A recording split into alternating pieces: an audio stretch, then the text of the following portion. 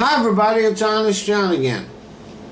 As much as I despise Donald Trump, I do have to agree with him on one thing. He has placed the blame for the 9/11 attacks squarely at the feet of George W. Bush. Now, he may be wrong about everything else, but he's 100% right about that.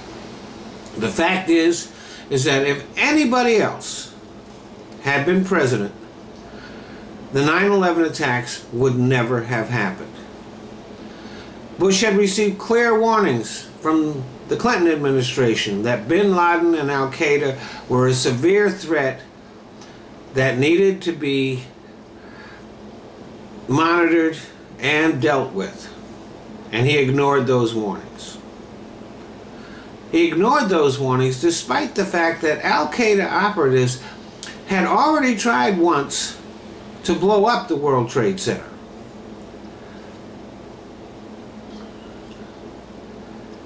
A month before the attack, he received a briefing informing him that bin Laden was planning to strike within the United States. He ignored that too.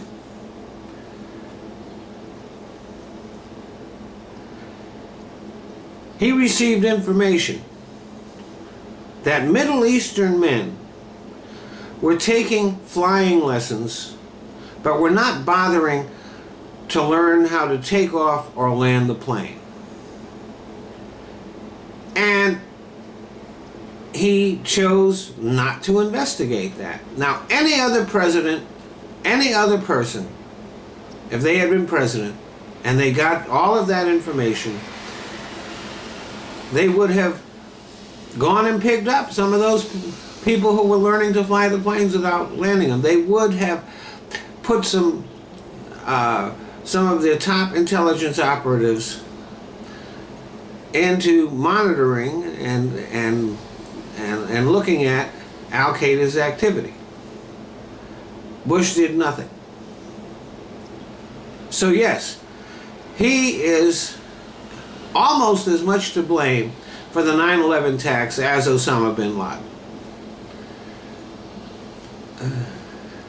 The truth is, George W. Bush was not just the worst president in American history.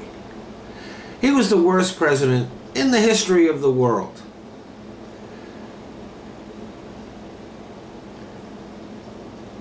Now, there are a lot of conspiracy theories about 9/11.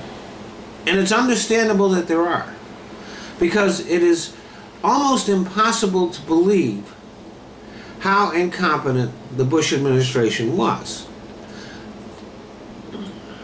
But those conspiracy theories are refuted by looking at the Bush administration's record of everything. Its handling of the Afghanistan and Iraq wars, its handling of Hurricane Katrina, its handling of foreign policy, its handling of the economy. There's nothing in the record of the Bush administration to suggest that they were remotely capable of competently handling a conspiracy. See, George Bush was a profoundly stupid man. Still is. But he liked to believe that he was the smartest person in the room. And in the case of his administration, very often he was. Because he surrounded himself with idiots, but arrogant idiots. If there's one thing that is equal to George Bush's stupidity, it's his arrogance and the arrogance of the people around him. As a matter of fact, when you think about it, the only reason George Bush got elected to a second term was because of his incompetence. Because without that incompetence, 9/11 would never have happened. And if 9/11 had not happened, there wouldn't have been the wave of sympathy and unity that allowed George Bush to achieve a second term. Now, right now, Bush's brother Jeb is running for president. And he's supposed to be the smart one. But his statements defending his brother, including things like, he kept us safe, and the way he has run his campaign, can only lead to the conclusion that Jeb is as big a moron as W is.